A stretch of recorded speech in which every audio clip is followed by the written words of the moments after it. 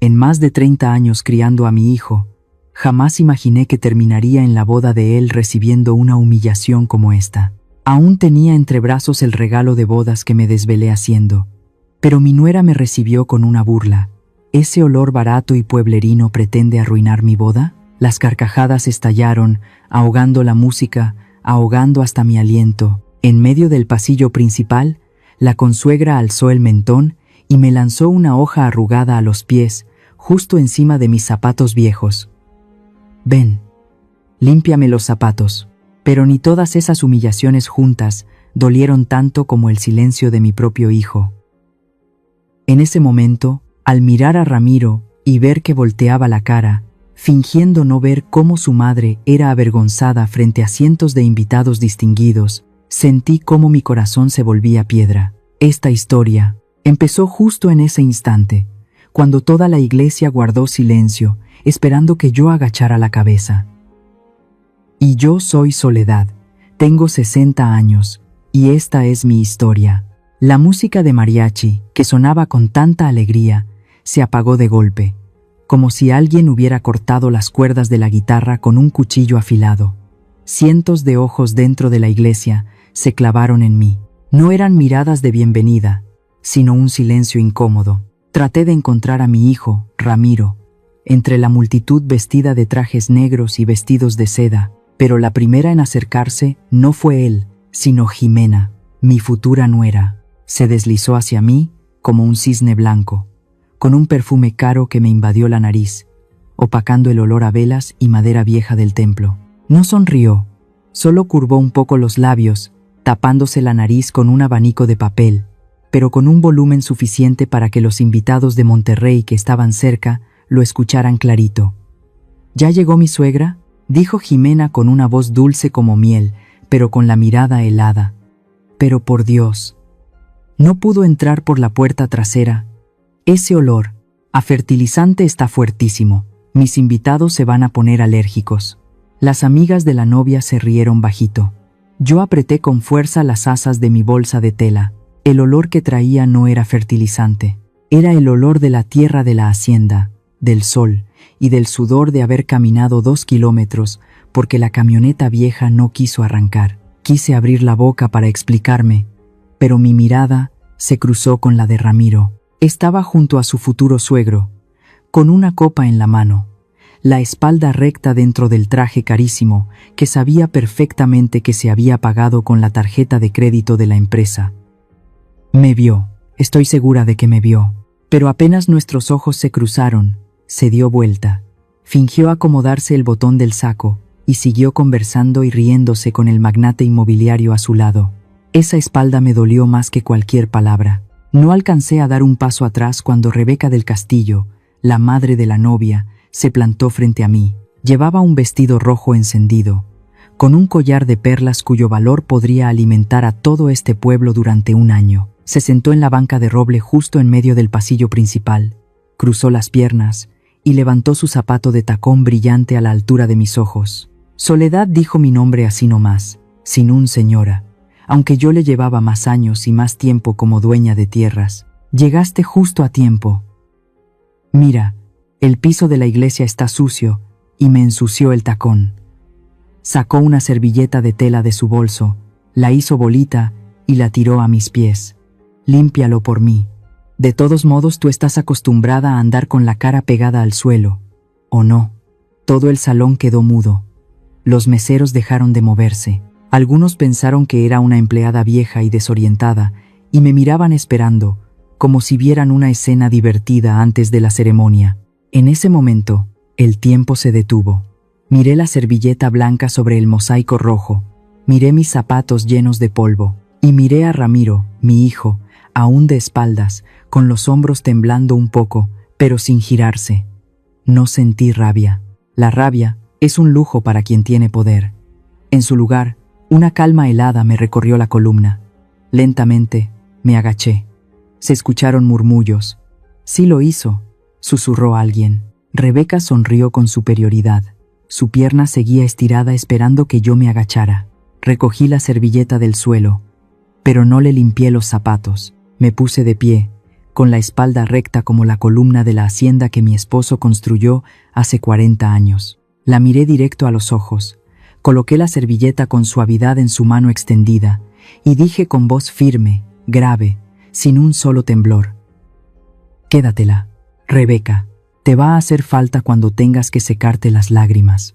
El suelo de la iglesia es para arrodillarse ante Dios, no para limpiar zapatos ajenos». Su sonrisa se desvaneció. No esperé su respuesta. Me giré, dejé el regalo de bodas, un par de cojines bordados con hilo dorado, en la última banca. No quería llevármelos, pero tampoco quería entregárselos en mano. Salí por el arco, en sentido contrario a los invitados que seguían entrando. La luz del sol me obligó a entrecerrar los ojos, pero no volteé. Caminé hasta la parada del camión. Un autobús viejo, pintado de amarillo, se acercó rugiendo, soltando una nube de humo negro. Subí, me senté en un asiento de plástico duro y apoyé las manos sobre los muslos. Cuando el camión se alejó y la iglesia quedó atrás, no lloré. Las lágrimas de una madre débil se quedaron con ese regalo de boda. Mi mente empezó a repasar todo lo ocurrido como una película en cámara lenta, pero esta vez no desde la emoción, sino desde la mirada de una propietaria. ¿Por qué Rebeca se atrevió a ordenarme que le limpiara los zapatos? Porque cree que vivo mantenida por su hijo. ¿Por qué Ximena me desprecia? Porque piensa que esta hacienda es un montón de ruinas, y yo solo soy la portera. ¿Por qué Ramiro me dio la espalda? Porque vendió su alma y quizás hasta su firma a ellos. El camión se detuvo frente al camino de tierra roja que lleva a la hacienda. Bajé y caminé bajo el sol ardiente. Desde lejos, la casa antigua de paredes blancas y peladas apareció ante mí. Es mi carne y mi sangre. Es donde enterré a mi esposo. Abrí el portón de hierro pesado. El chirrido familiar de las bisagras me dio la bienvenida. El patio estaba en silencio. Solo se oían los gallos y el viento entre los naranjos. Entré sin cambiarme ni servirme agua. Fui directo al altar de madera de roble oscuro en la esquina del cuarto. Abrí el cajón de abajo, donde se guardaba una caja de lata oxidada. Mis manos temblaban. No por miedo, sino por la fuerza de la determinación. Saqué el manojo de papeles atados con una liga amarillenta. El testamento de mi esposo, las escrituras de la hacienda, la licencia del restaurante. Fui colocando uno a uno sobre la mesa de cocina de madera rugosa. Mis dedos ásperos pasaron por la línea en negritas: propietaria, Soledad Navarro. Muy bien, murmuré para mí misma en esa cocina vacía. ¿Quieren jugar a los señores y las criadas? Les voy a mostrar quién es la verdadera dueña de esta mesa. Tomé una libreta y una pluma de tinta roja.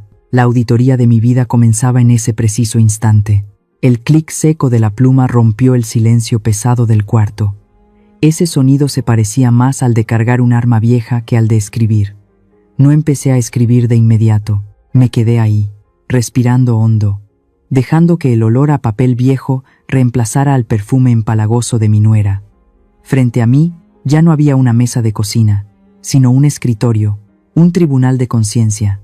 Lo primero que abrí fue el testamento de mi esposo.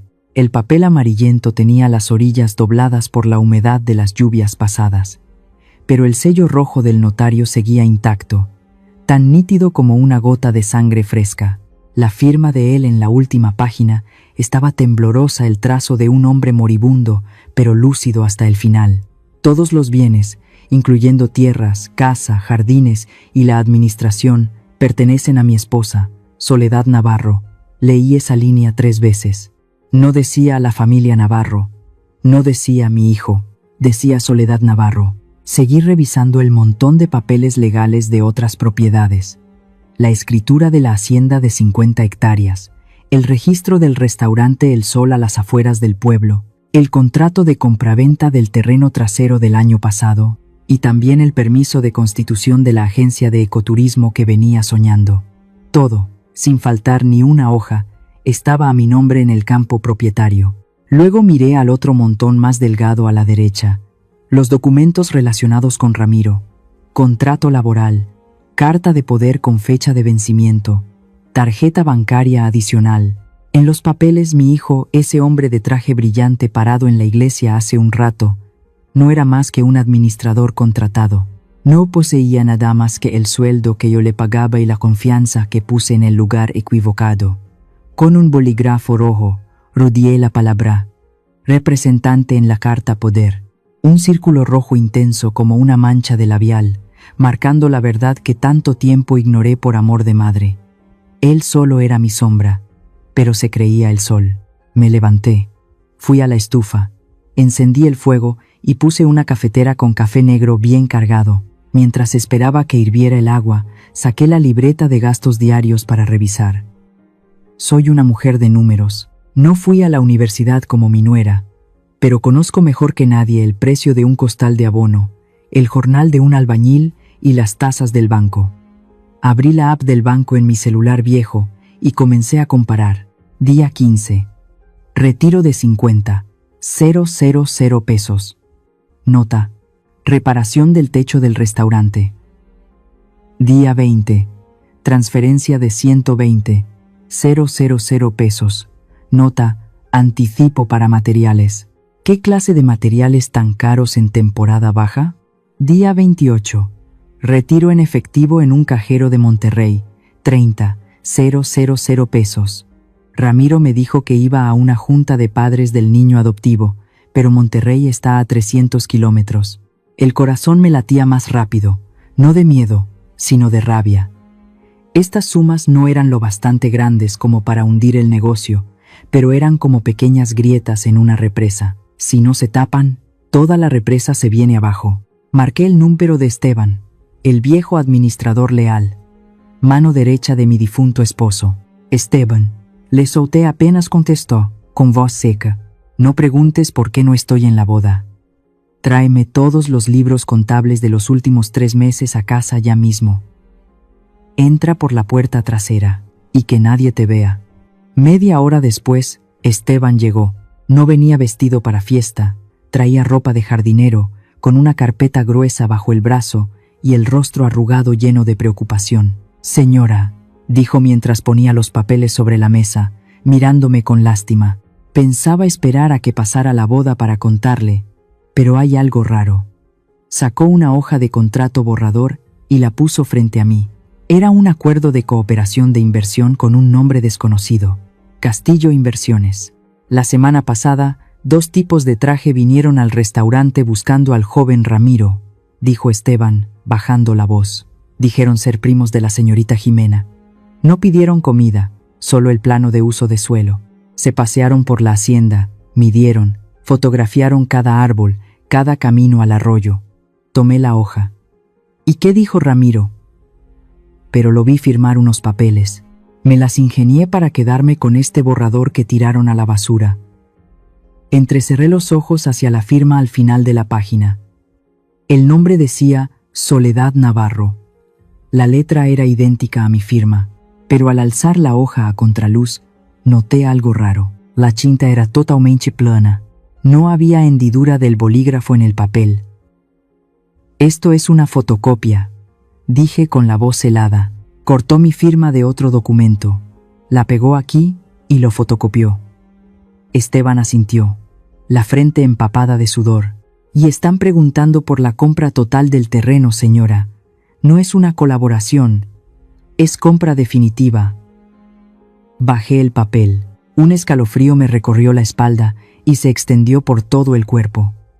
Mi hijo no solo era insensible, estaba ayudando a los ladrones. Y esos ladrones eran la familia de su recién casada. Esteban, ordené, poniéndome de pie y yendo hacia la caja fuerte negra junto al altar de mi esposo. Déjame todos esos papeles. Vuelve al restaurante y cambia de inmediato la cerradura de la oficina. Desde mañana, solo tú y yo tendremos llave de la caja fuerte del restaurante. Si Ramiro quiere sacar un solo peso, tendrá que llamarme. Esteban asintió rápidamente y se fue hacia la puerta. Cuando su silueta desapareció tras los árboles, me quedé sola en la casa enorme. La tarde caía, y la oscuridad empezaba a tragarse los últimos rayos de sol sobre el piso de loseta. Abrí la vieja caja fuerte con la llave que llevaba colgada al cuello. El clic seco sonó por segunda vez. Guardé la libreta de ahorros, el sello de la empresa y la carpeta que me entregó Esteban en el fondo. Por primera vez en años, No sentí que estaba guardando bienes, sino cargando municiones para una batalla. El teléfono sobre la mesa vibró con fuerza. La pantalla brilló en la oscuridad. Una llamada perdida de un número desconocido. Y enseguida, un mensaje de Esteban, breve pero suficiente para hacerme apretar la llave de la caja fuerte con fuerza. Señora, cuidado.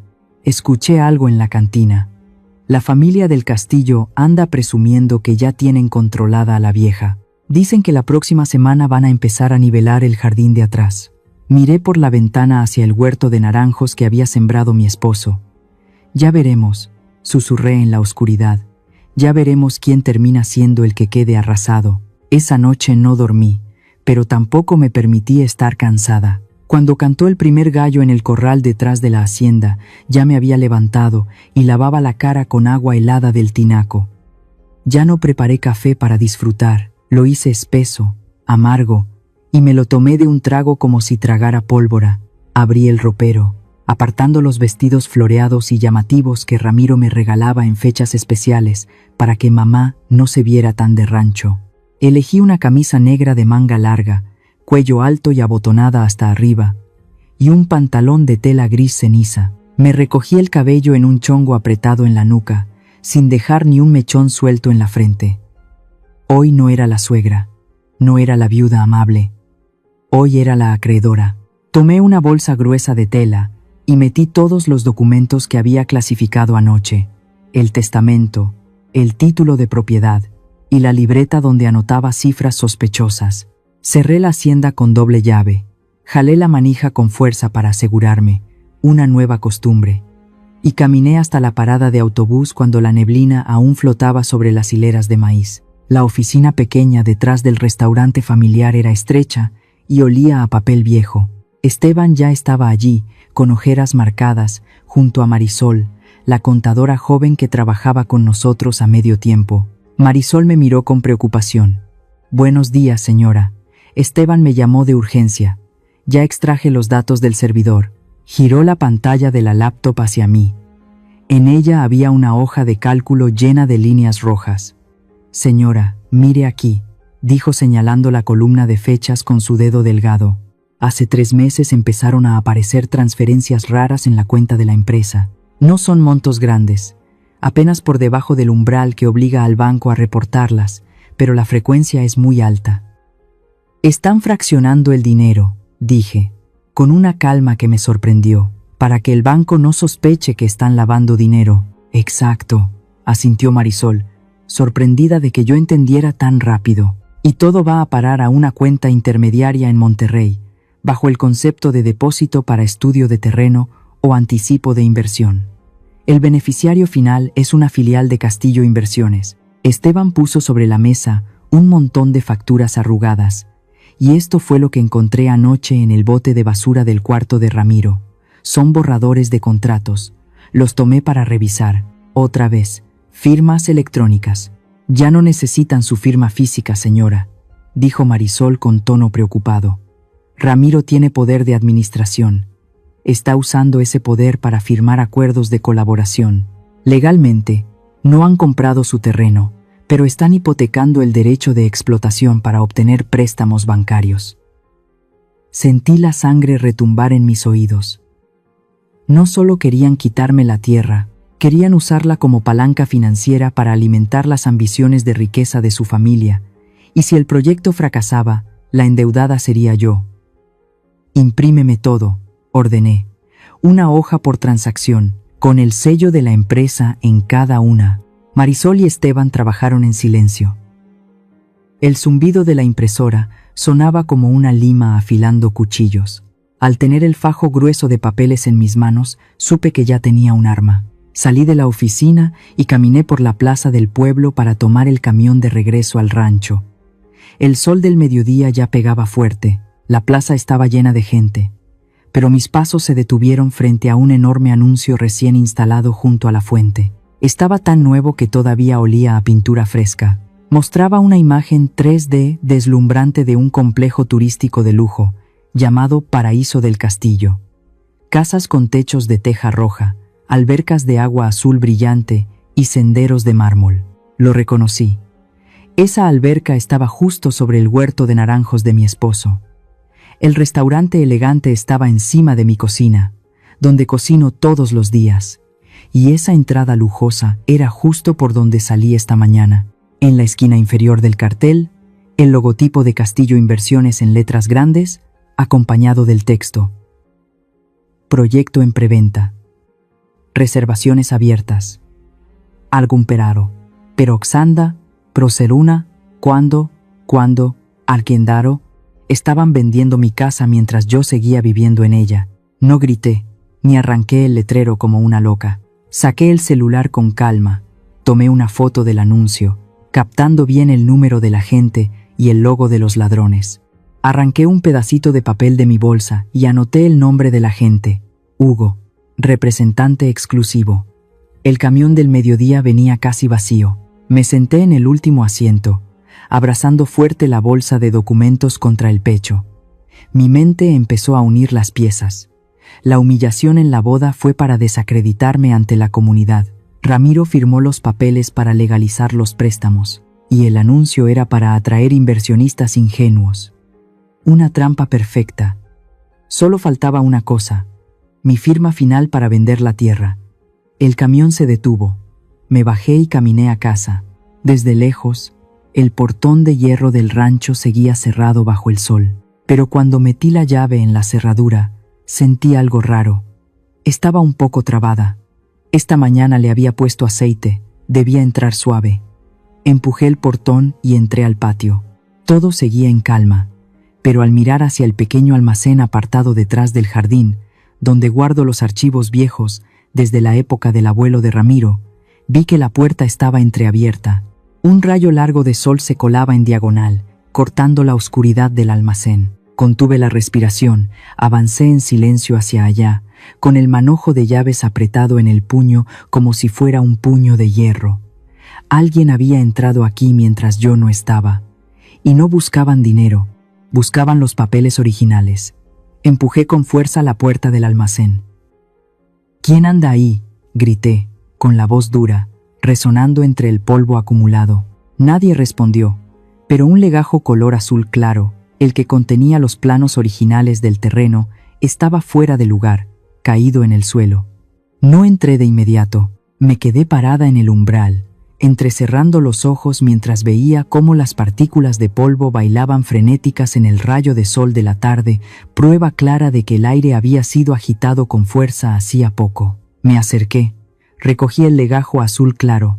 Era el plano catastral original de toda esta tierra, del año 1980. Lo abrí. El mapa seguía ahí, pero los bordes estaban doblados con apuro. Y lo más grave: las hojas de papel carbón entre las páginas habían desaparecido. No se llevaron el original, lo copiaron. Querían saber con exactitud los límites del terreno, las fuentes de agua subterránea y los accesos públicos, para diseñar ese paraíso que anuncian en la lona publicitaria. Me giré para revisar el cajón del viejo mueble de roble, donde guardo el sello de la empresa. Ahí seguía, pero estaba boca abajo. Durante 30 años, siempre coloqué el sello con la cara hacia arriba, sobre el cojín rojo de terciopelo, con las letras mirando hacia afuera. Ahora estaba de lado, con la tinta roja manchando el fondo del cajón. Se me encogió el pecho. No fue un ratero cualquiera. Un ratero se habría llevado el incensario de bronce o los rollos de cable. Quien entró sabía exactamente lo que quería: información legal para burlar la ley. Y lo más doloroso: la cerradura del almacén no estaba forzada, fue abierta con una llave. Solo hay 2 personas que tienen esa llave, yo y Ramiro. Salí del almacén, cerré con llave y me dirigí directamente a la fila de cuartos en renta al fondo del patio. Doña María, una viuda que renta uno de mis cuartos desde hace 10 años, estaba sentada en la entrada limpiando frijoles. Al verme con cara seria, dejó de hacerlo. «María», le pregunté, esforzándome por mantener la calma. «Hoy al mediodía entró alguien a la casa». Doña María asintió con cara de preocupación. «Sí, señora, como a la 1». Un carro plateado se estacionó en medio del patio. Una muchacha joven, con el pelo pintado de rubio y lentes oscuros grandotes que le tapaban la cara. Ximena. ¿Venía sola? No. Bajó la voz. Con un señor de traje, con maletín. Dieron vueltas por el jardín, señalaban cosas, y luego ella sacó un manojo de llaves del bolso y abrió el almacén. Yo creí que usted le había dado permiso, por eso no dije nada. Sentí mis dientes rechinar. Ximena no solo me humilló en la boda, también se metió a mi casa como si fuera suya, hurgando entre las cosas de mi esposo mientras yo iba en camión bajo el sol. Entré a la cocina. Me lavé las manos como si quisiera quitarme esa suciedad invasiva y tomé el teléfono para llamar a Ramiro. El tono sonó por mucho rato. Finalmente contestó, con música escandalosa y el sonido de copas chocando de fondo. «Mamá, estoy ocupado atendiendo a unos invitados con mi suegro», dijo él con voz arrastrada, con un poco de alcohol encima. Ramiro lo interrumpí. «¿Por qué Ximena tiene la llave del almacén de tu papá?» Hubo un segundo de silencio. Hoy necesitaba sacar unos datos sobre el terreno para tener una referencia para la decoración de la boda. ¿Por qué te pones tan tensa, mamá? ¿Para decorar una boda se necesita un plano catastral?, pregunté con voz helada. ¿Desde cuándo le diste las llaves? Mamá, Ramiro levantó la voz con ese tono defensivo tan suyo. Es mi esposa. Esta casa tarde o temprano será nuestra.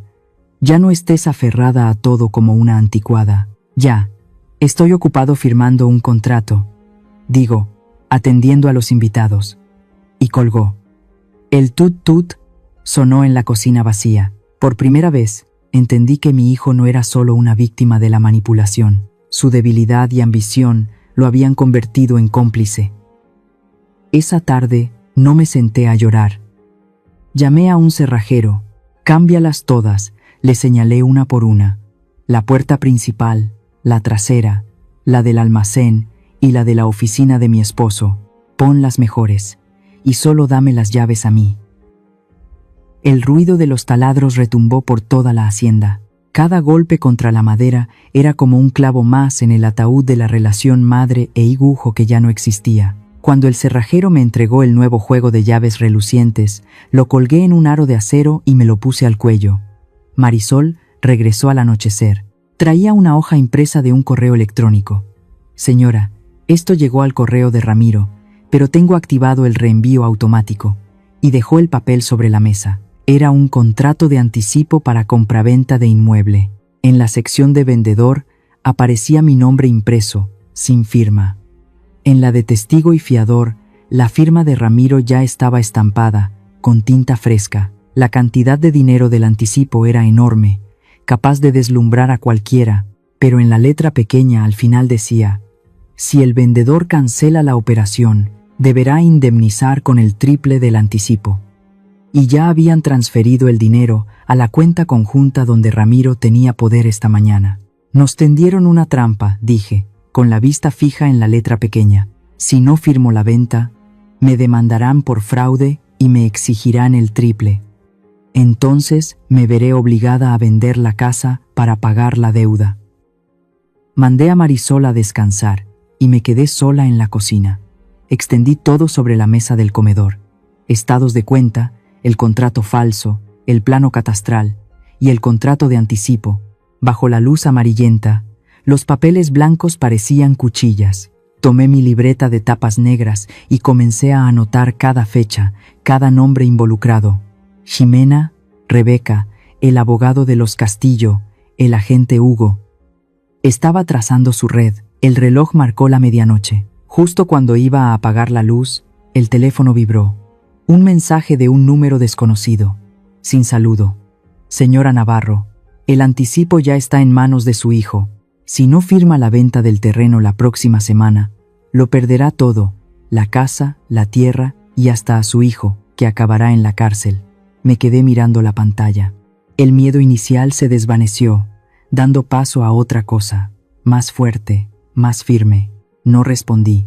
Apagué el teléfono, saqué el chip, lo rompí y lo tiré a la basura. Me levanté y fui al altar de mi esposo.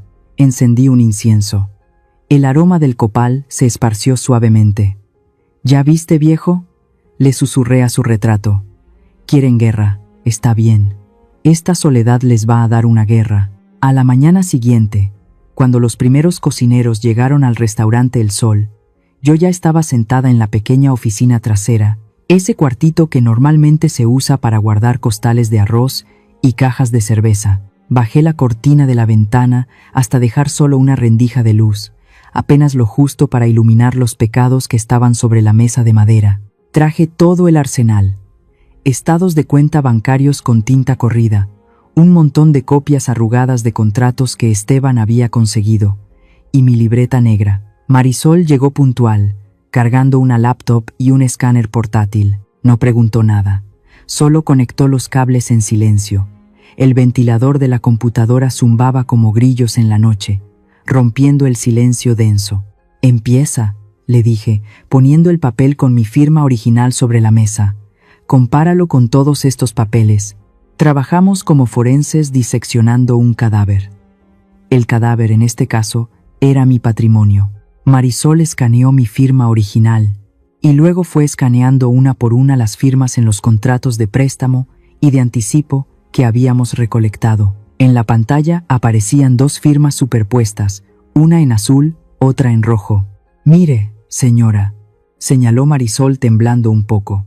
«La firma original, azul, tiene un remate en la letra O y una línea final ligeramente curva. Pero en este contrato de préstamo, rojo, la línea es recta, perfecta. Esa es una firma electrónica», concluí. «La cortaron de un documento viejo, la arreglaron para que se viera bonita y la pegaron. Descubrimos no una, sino 6. 6 contratos distintos, hipotecando distintas propiedades en solo 3 meses, cada uno con títulos bonitos, crédito para desarrollo agrícola o financiamiento verde, pero todos tenían como garantía mis tierras. El total de los préstamos alcanzaba para comprar la mitad del pueblo, y todos habían sido legalizados en la misma notaría de Monterrey, la oficina de un abogado que yo ni siquiera conocía. Esteban entró con una impresión borrosa del sistema viejo de cámaras del restaurante que acababa de recuperar. «Mire esto», dijo, dejando la hoja en blanco y negro sobre la mesa. En la imagen, Ramiro estaba sentado en la mesa más escondida del restaurante, 2 hombres de traje oscuro frente a él, empujándole un bonche de papeles. Ramiro no leyó, solo fue al final, firmó de un tirón y se echó el trago de un solo golpe. Firmó como si estuviera firmando autógrafos. Murmuré con el pecho apretado. «No sabe que le vendió el alma al diablo». Esteban señaló una esquina de la imagen. La hora de la cámara coincide con el momento en que se hizo el depósito a la cuenta intermedia. Lo obligaron a firmar los préstamos, y luego retiraron el dinero de inmediato como honorarios y anticipos. Ramiro en realidad nunca tocó el efectivo, pero la deuda la carga él y usted. Entonces lo entendí todo. Esto no era una transacción, era una emboscada con deudas. Lo engañaron para que pidiera préstamos usando mis tierras como garantía y les entregara el dinero para invertir. Cuando el proyecto fantasma se cayera o ellos mismos lo tiraran, el banco embargaría y yo perdería mi casa. Justo en ese momento, la puerta del frente del restaurante se abrió de golpe. La voz de Ramiro sonó apurada. «Esteban, ¿está mi mamá aquí?». Le hice señas a Marisol para que escondiera la laptop debajo de la mesa. Amontoné los papeles y los metí en el cajón, dejando solo el cuaderno de gastos diarios a la vista. La puerta de la oficina se abrió de golpe. Ramiro estaba ahí, sudando a chorros aunque el clima era fresco. Sus ojos recorrieron el cuarto como los de un ladrón, hasta que se detuvieron en mí. «Mamá», exhaló. «¿Has visto, algún sobre que haya llegado del correo? ¿Uno con el logo del banco?». Lo miré, con una calma en la mirada que hasta a mí me sorprendió. Estaba viendo a un desconocido, no al hijo que alguna vez tuve en brazos. «No», mentí, sin parpadear. «Solo llegó el recibo de la luz». «¿Por qué? ¿Estás esperando dinero?». «No, no es nada», tartamudeó, secándose el sudor de la frente. «Son solo unos papeles, trámites y eso». Dicen que es una oportunidad única. Firma ya. En cuanto firmes nos hacemos ricos, te voy a construir una casa más grande. ¿Esta casa no es lo suficientemente grande?, le respondí, con un tono suave pero afilado como navaja. Ramiro se detuvo, me miró, y por un segundo vi el miedo más profundo en sus ojos. No era codicia, era miedo. Alguien lo estaba amenazando. Tú no entiendes, dijo, casi suplicando. Hazme el favor, ya no me pongas trabas. Y se dio la vuelta para irse, con ese andar perdido como si lo persiguiera un fantasma. Cuando el sonido del auto de Ramiro se perdió del todo, miré a Esteban y Marisol. No tenemos mucho tiempo, dije. Ramiro está acorralado. Y cuando acorralas a una bestia, va a morder sin pensar. Saqué 3 sobres grandes de color café. Dividí los documentos y pruebas en 3 partes iguales. Uno lo voy a guardar yo, dije, sellando el primer sobre. Otro lo guarda Esteban en su casa. Entiérralo si quieres. Lo importante es que esté seguro. Y el último, se lo pasé a Marisol. Mándale ya un correo cifrado a la abogada Valeria. Dile que necesito verla urgente. Me levanté, cerré el cajón con llave y guardé la llave en el bolsillo del pecho. Esteban, llama al banco. Diles que yo soy la única titular de la cuenta y que sospecho fraude. Pide que bloqueen cualquier nuevo préstamo. Salí del restaurante cuando ya caía la tarde. Marisol me entregó un celular viejito, de esos de teclas, que acababa de comprar con un chip nuevo. Solo úselo para hablar con nosotros, señora, me advirtió. Apenas lo tomé, empezó a vibrar sin parar. Me sobresalté. Ese número era nuevo. Nadie lo tenía salvo Marisol y Esteban. Abrí el mensaje. Era de un número desconocido, pero el contenido me heló la sangre. Cambiar de número no sirve de nada. Soledad, si no firmas esta semana, el banco irá a embargar tu casa el lunes por la mañana. Pregunta a tu hijo qué firmó respecto a los intereses de penalización. Alcé la vista al cielo grisáceo. Me están siguiendo, paso a paso, pero cometieron un gran error. Creyeron que el miedo me haría caer. Se les olvidó que soy madre. Y cuando una madre se da cuenta que su hijo está en peligro por su propia estupidez, no huye, se queda a pelear. Marqué de nuevo al número que me mandó el mensaje. Respondieron tras 2 timbres. Silencio. Esperaban. Dile a tu jefe, dije al auricular, pronunciando cada palabra con claridad. El lunes en la mañana voy a estar ahí, pero no voy a firmar la venta. Voy a recuperar lo que me pertenece. Colgué. Guardé el teléfono en la bolsa y salí directo a tomar el autobús. Siguiente parada. La oficina de la abogada Valeria. El autobús me dejó frente al edificio de ladrillos rojos y antiguos en el centro del pueblo, donde un letrero de bronce decía «Oficina de la abogada Valeria Mota». Me acomodé el portafolio pesado en el hombro, sintiendo como si llevara toda mi casa cargando. Ya no temblaba.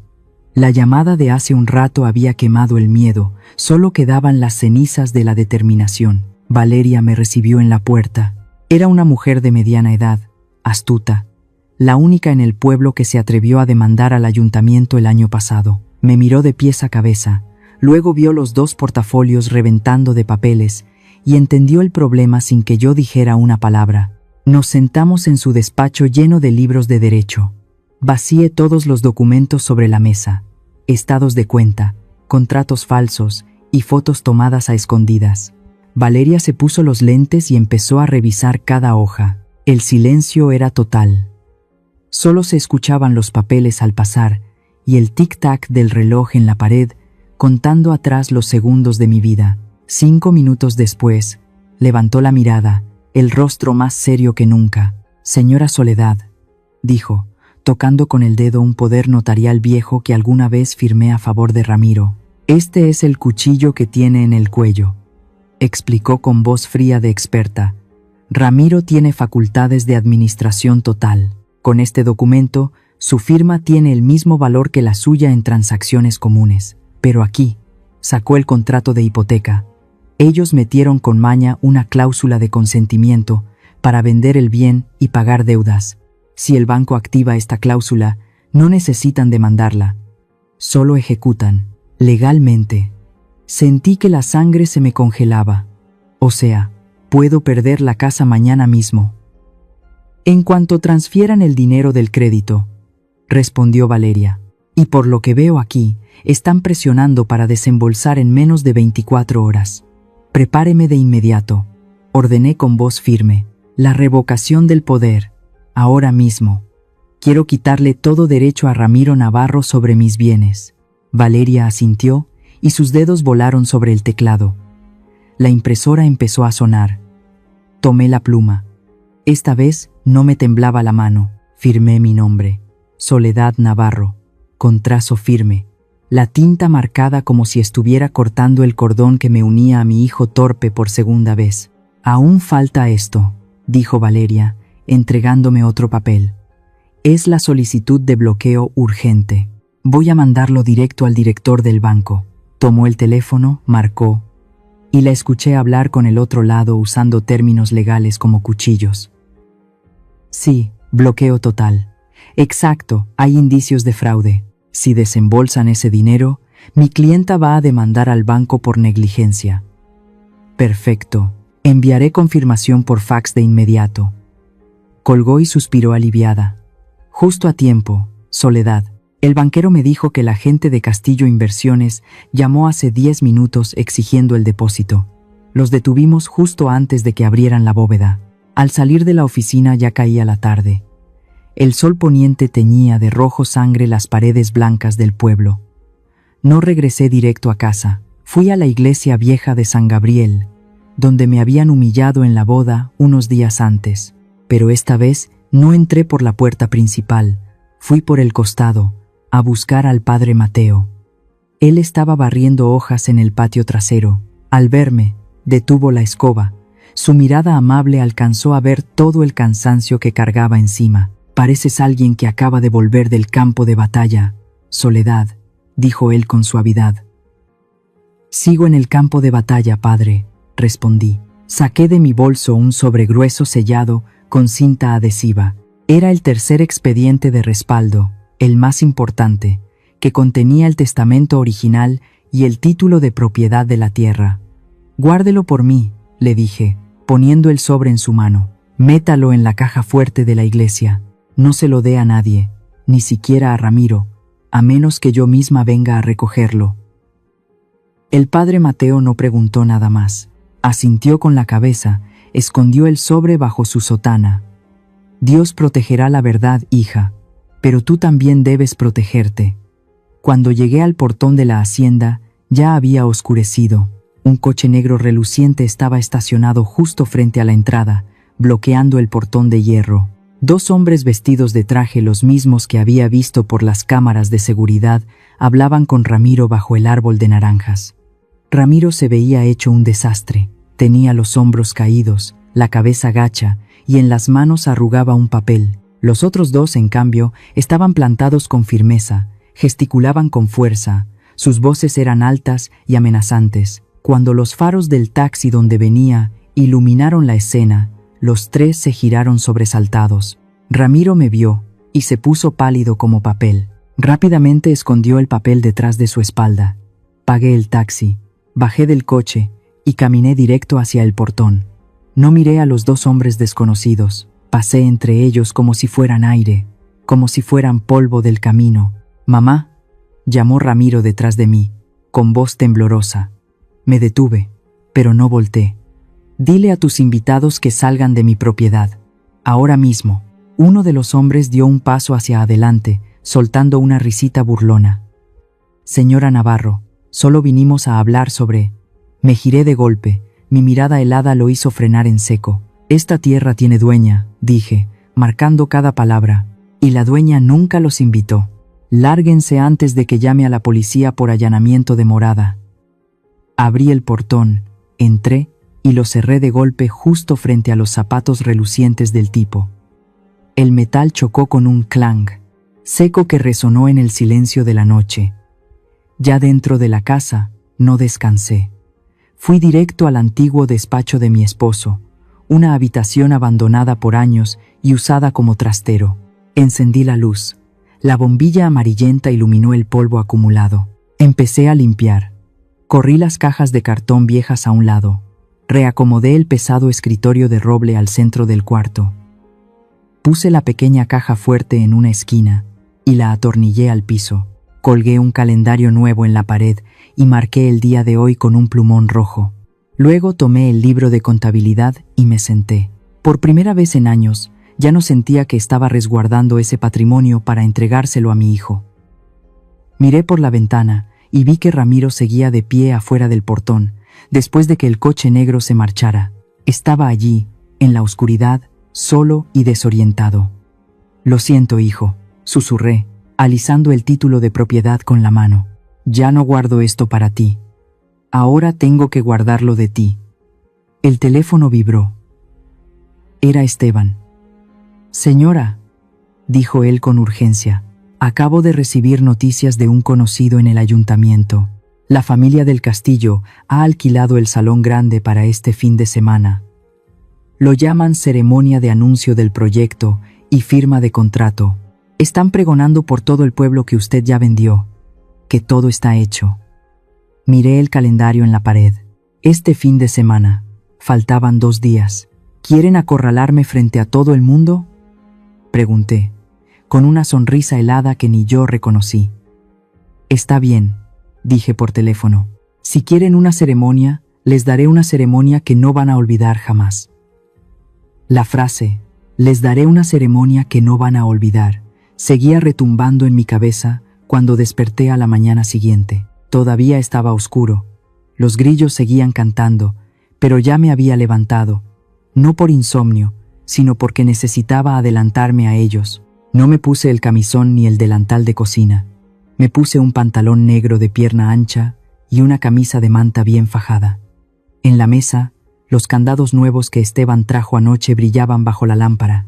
Tomé un aro de acero grande, de esos para llaves de almacén, y empecé a ensartar una por una. Llave del portón principal, llave de la despensa, llave de la caja fuerte de la oficina, llave del despacho viejo de mi esposo, y la llave del portón trasero que daba al campo de maíz. El sonido metálico al chocar entre sí era frío como el amanecer. Cuando me amarré el aro a la cintura, su peso me jaló la cadera. Era el peso del poder que había descuidado por tanto tiempo. Salí al patio cuando la neblina aún era espesa. Fui a cada puerta. Quité los candados viejos y oxidados, esos que Ramiro aún tenía copia, y los cambié por los nuevos, tan firmes como una mandíbula de tiburón. Fui cerrando una a una. Cada clic era un no rotundo al abuso. Nadie entraría a mi casa sin mi permiso. Cuando el sol apenas asomaba, Esteban y Marisol ya estaban ahí. Los llevé al despacho viejo de mi esposo, ahora mi centro de mando. «Desde este momento», dije, señalando el escritorio de roble perfectamente limpio, «todo lo relacionado con documentos se trata aquí dentro. Nada en el patio, nada en la cocina, y mucho menos en restaurantes». Marisol asintió, colocando un celular seguro sobre la mesa. «Señora, ya cambié la contraseña del banco en línea. Ahora los códigos OTP solo llegan a este aparato. Aunque Ramiro tenga la tarjeta física, no podrá mover ni un centavo». Esteban sacó una libreta de personal. Ya reunía a todo el personal del restaurante y a los jardineros del patio. «La están esperando». Salí al porche de atrás. 15 personas, cocineros, ayudantes y jardineros de toda la vida, esperaban en silencio. Me miraban con preocupación por el ambiente tenso que se había respirado en la hacienda los últimos días. Me paré derecha, con la mano sobre el llavero que colgaba de mi cintura. «Escuchen bien», dije con voz firme, sin necesidad de gritar. «Desde hoy, solo yo, Soledad Navarro, tengo autoridad para autorizar gastos y asignar tareas. Si alguien, incluso mi hijo Ramiro, les pide hacer algo relacionado con dinero o bienes, mándenlo conmigo». Un silencio breve, luego un murmullo de «sí, señora». Me miraban distinto. Ya no era la madre buena que solo sabía preparar mole, sino la dueña real de esta hacienda. A las 9 en punto, Ramiro llegó. Entró con el coche levantando polvo, no saludó a nadie y fue directo a la cocina buscándome. «Mamá», Gritó, apurado. ¿Dónde está el sello de la empresa? Necesito sellar el informe fiscal ya.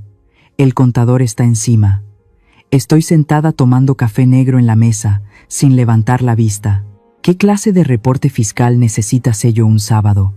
¿Puedes no hacer tantas preguntas, mamá?, gruñó Ramiro, mientras hurgaba en el cajón de la cocina, donde siempre guardo el sello dentro de una vieja lata de galletas. Pero la lata estaba vacía. Se dio la vuelta de golpe, la cara roja como tomate. ¿Dónde lo escondiste?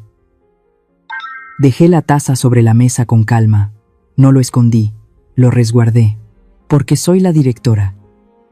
Mamá, Ramiro gritó, golpeando la mesa con la mano. ¿Qué diablos estás haciendo?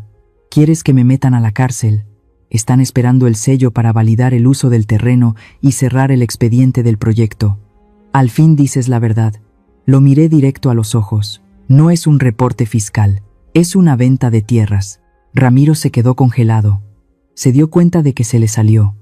Retrocedió unos pasos, sacó el celular con la mano temblorosa, salió al patio, llamó a alguien, hablaba con prisa y con miedo. La vieja ya tiene el sello. No pude agarrarlo. Necesito más tiempo. Observé la espalda flaca de mi hijo. Ya no era el niño que yo protegía. Ahora era rehén de su propia ambición. No esperé a que Ramiro regresara. Pedí un taxi y fui directo a la notaría y a la oficina de la compañía eléctrica del pueblo. En la oficina eléctrica, pedí ver al encargado. Quiero cambiar todos los contratos de luz y agua del terreno Hacienda y del restaurante a mi nombre.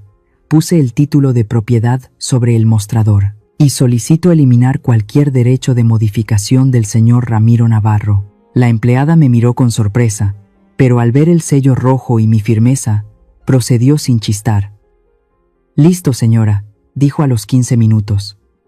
Las facturas del próximo mes llegarán solo a su nombre. Hice lo mismo en el banco postal, donde Ramiro solía sacar dinero en efectivo de los subsidios agrícolas. Cerré todo. Estoy construyendo un muro de fuego alrededor de mis bienes. Si quieren robarme, tendrán que pasar sobre mi cadáver, en sentido literal y figurado. Al mediodía, apenas llegaba a la entrada de mi casa, cuando una camioneta desconocida se detuvo de golpe frente al portón. Un hombre con camisa blanca y gafete de agente inmobiliario bajó del vehículo. Llevaba un portafolio y sonreía como si fuéramos viejos amigos. «Buenas tardes, señora Navarro», dijo con familiaridad. «Soy socio del señor Ramiro. Vengo a enseñarles a unos clientes el terreno detrás del huerto de naranjos. Vienen desde la capital, clientes VIP». Me planté justo en el portón, con los brazos cruzados. Las llaves en mi cintura tintineaban. «¿Dónde está la cita por escrito?», pregunté. El tipo se frenó en seco, su sonrisa se torció. Ramiro dijo que solo hacía falta llamar y... «Ese terreno no es de Ramiro», lo interrumpí. «Y esta es una propiedad privada. Sin una cita aprobada por mí, nadie entra por este portón».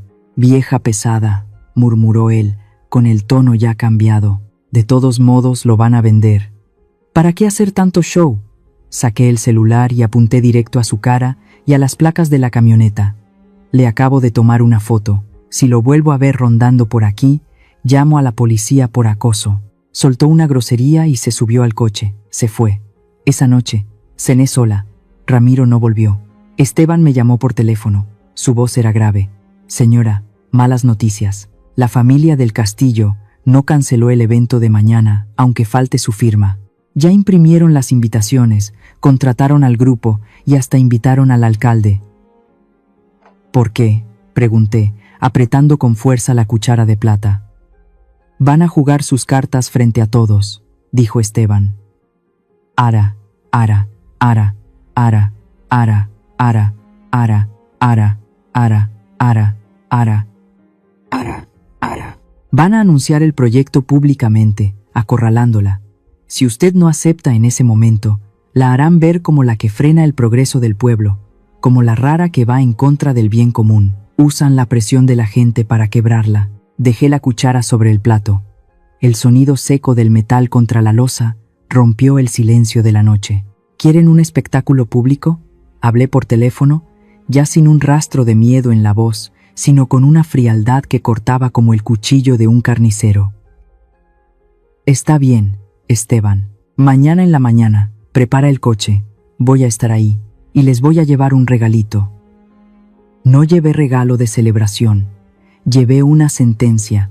El sábado en la mañana me puse un vestido negro intenso, de tela gruesa y recatada, más parecido al de una viuda que va al cementerio que al de una invitada a una fiesta. Me peiné el cabello con cuidado, lo recogí en un moño alto y dejé al descubierto mi cara sin maquillaje pero firme. Abrí el viejo portafolio de mi esposo y acomodé con precisión cada arma. El título original de propiedad, la solicitud de revocación notariada con sello del juzgado y el paquete de estados bancarios que Marisol imprimió. Esteban, tú te quedas en casa vigilando la entrada, ordené al subir al auto. Marisol, quédate atenta frente a la compu. Si ves cualquier movimiento en las cuentas, me mandas mensaje de inmediato. Fui sola en taxi al salón comunitario del pueblo. No necesitaba escolta. Estar sola hoy era precisamente mi fuerza.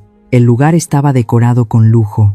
Una enorme manta roja colgaba en la entrada con letras doradas que decían: Inauguración del proyecto turístico Paraíso del Castillo. Sonaba música de mariachi, se oían copas chocando y un olor a vino barato mezclado con perfume empalagoso llenaba el aire. Todo el pueblo parecía estar ahí. Había curiosidad, cuchicheos, admiración por la nueva riqueza de la familia política de los Navarro. Me detuve unos minutos en la puerta, observando como un viejo halcón. Ximena caminaba del brazo de su madre, Rebeca, entre las mesas, riendo a carcajadas. En la pared principal, un enorme plano ampliado mostraba la urbanización. Toda mi hacienda, desde la casona antigua hasta los naranjales y establos, estaba marcada en rojo intenso, con la etiqueta Etapa 1, terreno liberado. El corazón me dio un vuelco de furia, pero la razón me devolvió el control. En la mesa principal, Ramiro estaba encogido junto a un tipo desconocido, el notario. Frente a él, un montón de papeles ya abiertos, con la pluma colocada a un lado. Parecía más un condenado esperando la ejecución que un empresario triunfante. Respiré hondo y empujé la puerta. Mis tacones sonaban firmes sobre los mosaicos viejos. Toc, toc, toc. Al principio nadie notó nada, pero al pasar por las primeras mesas, el silencio se fue extendiendo como una ola. Las sonrisas se apagaron. Las copas quedaron en el aire. Ximena fue la primera en verme. Su sonrisa se congeló. Rebeca frunció el ceño, a punto de soltar una de sus groserías de siempre, pero mi mirada la hizo tragarse las palabras. No las miré. Miré directo a Ramiro. Levantó la cara, pálido como el papel. La mano le tembló tanto que dejó caer la pluma. Subí directo al escenario, hasta la mesa del notario. El hombre me miró confundido. Luego miró a Ramiro. ¿Ella es? No le respondí. Puse el portafolio pesado sobre la mesa. El golpe seco retumbó por el micrófono y todo el salón se sobresaltó. Ramiro, dije, con una voz que resonó en todo el salón sin necesidad de gritar. Levántate, mamá, balbuceó él, sudando como si acabara de salir de la ducha. ¿Qué haces aquí? Nosotros estamos en medio de la ceremonia. ¿La ceremonia de venta de mi casa? Pregunté mientras abría mi portafolio y sacaba el título de propiedad original. Lo levanté bien alto para que todos lo vieran. El sello holográfico brillaba bajo las luces del techo. Señores, me dirigí al público con firmeza. ¿A nombre de quién está este documento? Soledad Navarro, no Ramiro Navarro, y definitivamente no Castillo Inversiones. Luego me giré hacia el notario y arrojé frente a él el documento de revocación de poder, cubriendo el contrato que estaba a punto de hacerle firmar a Ramiro. Lea, ordené. Este documento tiene efecto desde hace 48 horas. Cualquier firma hecha por mi hijo en representación mía desde ese momento es inválida. Si usted autentica este trámite, perderá su licencia por colaborar en un fraude. El notario tomó el papel con las manos temblorosas, ajustándose los lentes. Al ver el sello rojo del juzgado, su rostro perdió el color. Cerró rápidamente el expediente y alejó la pluma de Ramiro como si estuviera contaminada. Lo siento, tartamudeó, guardando todo en su maletín. Los documentos no cumplen con los requisitos legales. Se cancela la firma. El ambiente estalló. Murmullos llenaron la sala como un enjambre de abejas. ¿Cómo? ¿No la había vendido? ¿Y entonces por qué dijeron que ya estaba hecho? ¿Fue todo un engaño? Rebeca del Castillo no soportó la humillación. Subió al escenario con la cara roja, señalándome con el dedo. ¿Qué clase de show es este, Soledad? ¿Quieres arruinarle el futuro a tu hijo? ¿Quieres que sea pobre toda su vida como tú? La miré, recordando la servilleta que me había lanzado a los pies en la iglesia. No estoy arruinando su futuro, Rebeca, respondí con una calma que helaba la sangre. Lo estoy salvando de ir a la cárcel. Justo en ese momento, la abogada Valeria entró por la puerta principal, seguida por 2 policías locales. Levantó otro expediente. Tenemos pruebas de falsificación de firmas y fraude crediticio, declaró con voz clara. Si alguien de la familia Castillo vuelve a intentar negociar con la propiedad de la señora Soledad, iniciaremos un proceso penal de inmediato. La frase, proceso penal, cayó como un balde de agua fría sobre los que estaban en el escenario.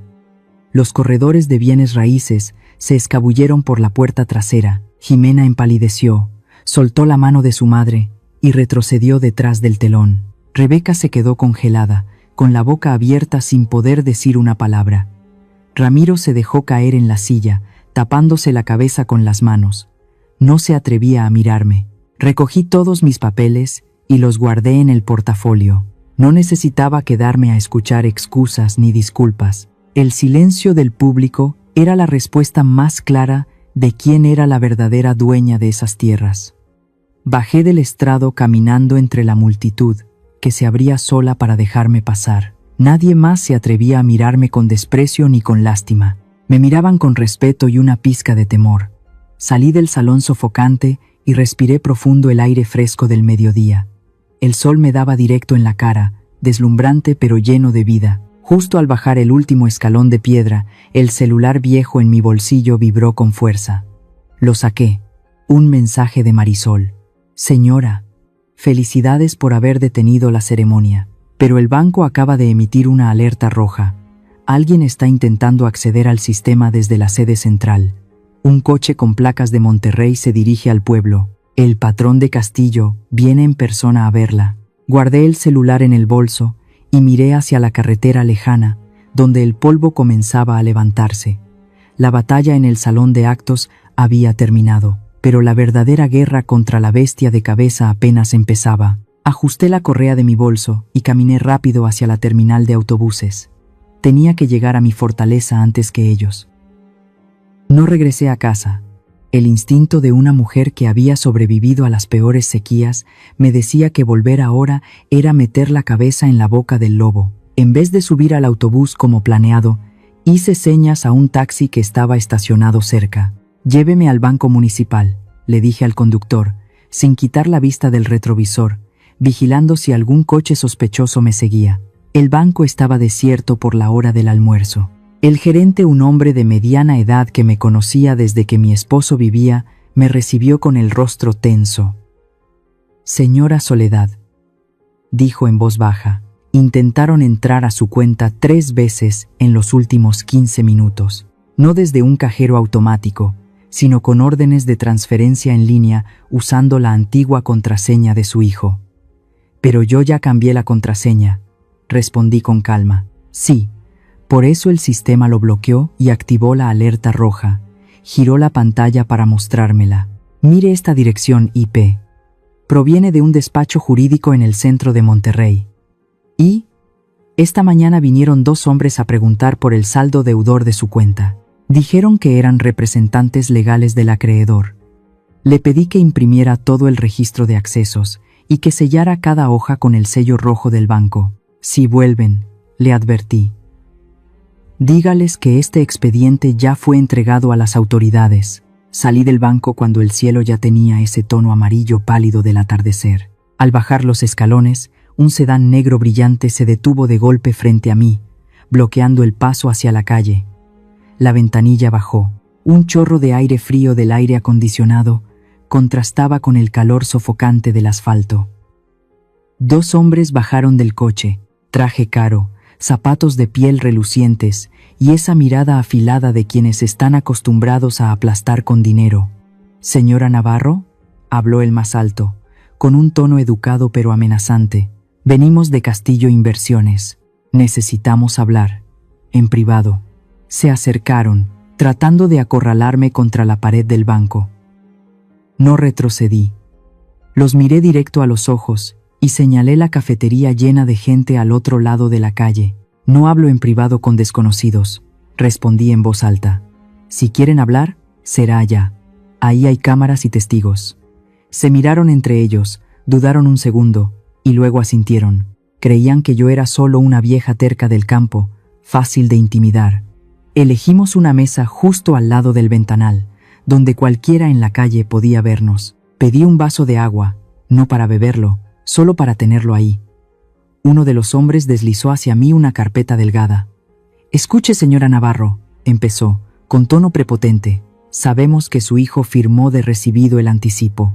Parte de ese dinero ya fue gastado. Si usted no legaliza la venta del terreno, su hijo será acusado de fraude y apropiación indebida. Irá a la cárcel por lo menos 10 años». Se detuvo, atento a mi reacción. «Este es el acta de acuerdo», continuó él, golpeando con los dedos el fajo de papeles. «Con que firme aquí, le cancelamos la deuda. Ramiro se queda con el 10% del valor del terreno como capital para su negocio. Todo queda en paz». Miré los papeles. Eran números y cláusulas legales densas, diseñadas para atrapar a campesinos con poca educación. Tomé el vaso de agua, no bebí, y lo dejé con fuerza sobre la mesa. «Están equivocados», dije, con voz helada. «Mi hijo no es ningún estafador. Fueron ustedes los que lo hicieron firmar un préstamo usurero disfrazado de inversión. Le depositaron el dinero en su cuenta y enseguida se lo retiraron como honorarios de consultoría. Ese dinero nunca estuvo en sus manos realmente». Los dos tipos se quedaron congelados. No esperaban que yo conociera tan bien su esquema de lavado de dinero. Hoy en la mañana presenté una denuncia ante la policía económica. Mentí con toda seguridad, y mi abogado tiene todos los estados de cuenta. Si vuelven a molestarme, no solo los voy a denunciar por fraude, también por extorsión. Me puse de pie y empujé el expediente al suelo. «No se aparezcan nunca más por este pueblo», dije en voz alta, para que todos en la cafetería escucharan. «Empleado. Empleado. Llame a la policía. Hay 2 sujetos molestando». Los 2 hombres recogieron los papeles a toda prisa, maldiciendo entre dientes, y se fueron directo al coche antes de que la gente pudiera fijarse bien. Tomé un taxi directo a la hacienda cuando ya había oscurecido por completo. La luz amarillenta de los postes iluminaba la silueta de una persona sentada frente al portón de hierro cerrado.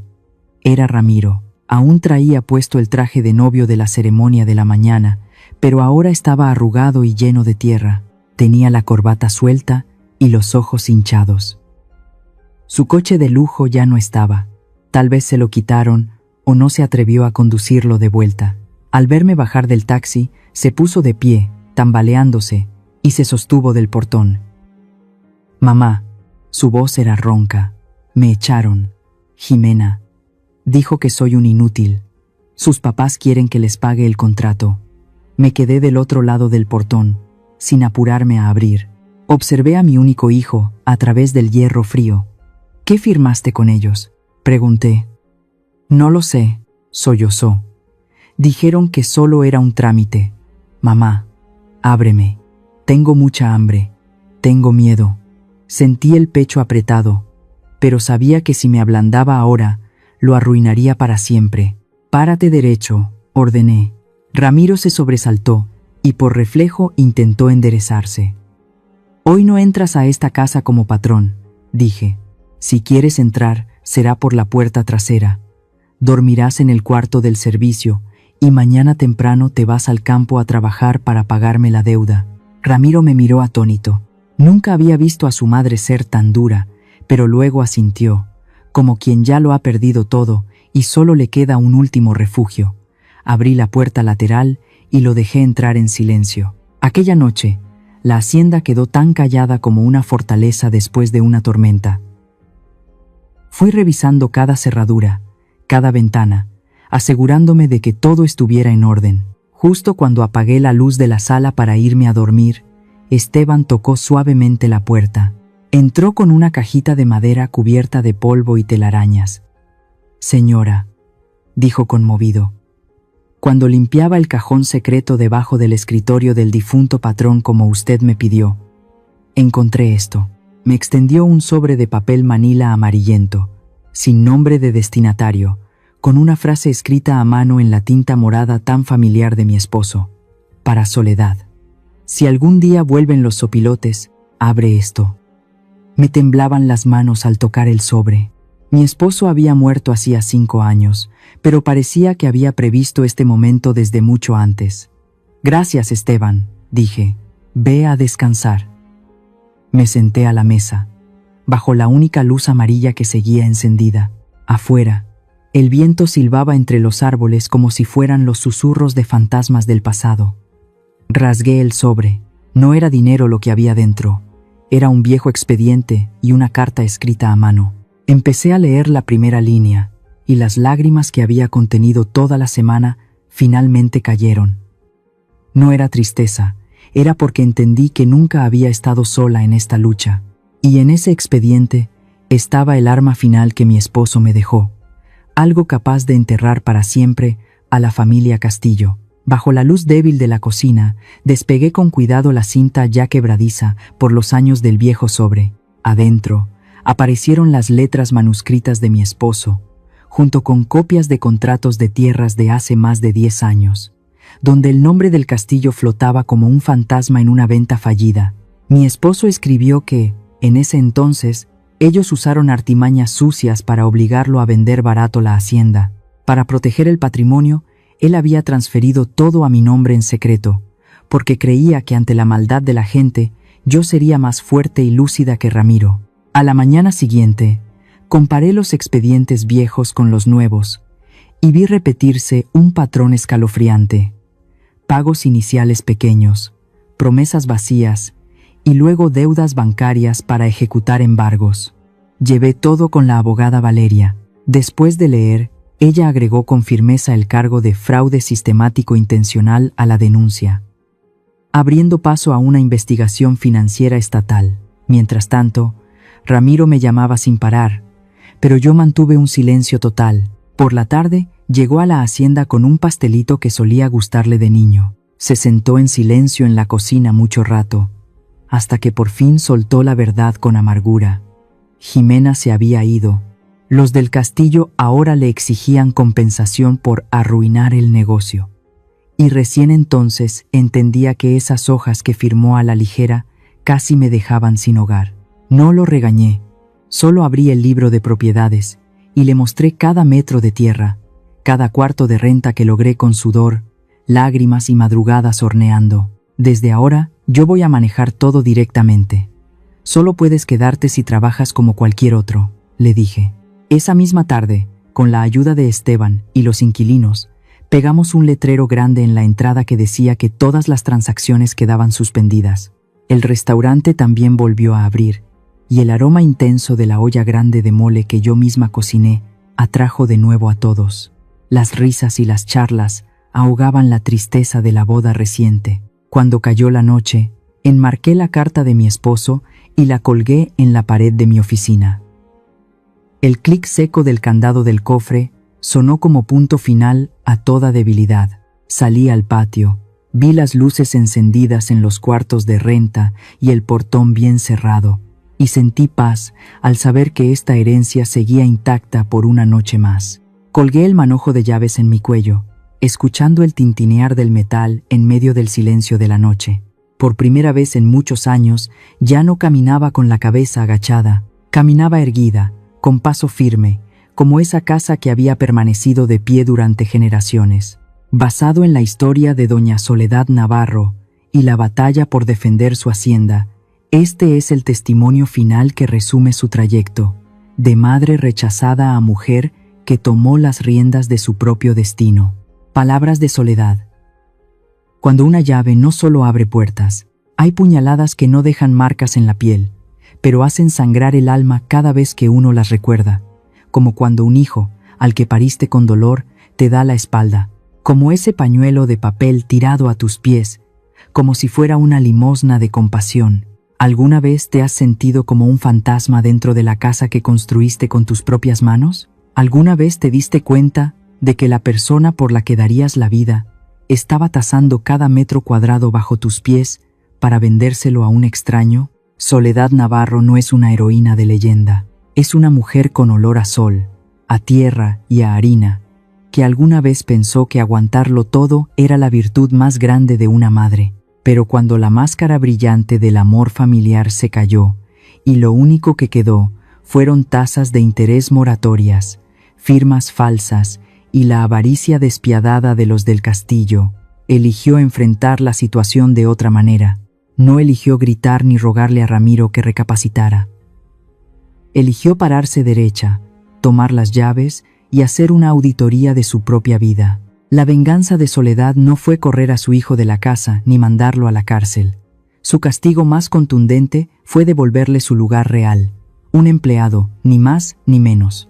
Al quitarse la etiqueta de madre débil y anciana y convertirse en una propietaria con carácter, le dio a Ramiro la lección más amarga, que la bondad de los padres puede ser infinita, pero no es un cheque en blanco donde los hijos puedan firmar su egoísmo y ambición sin medida.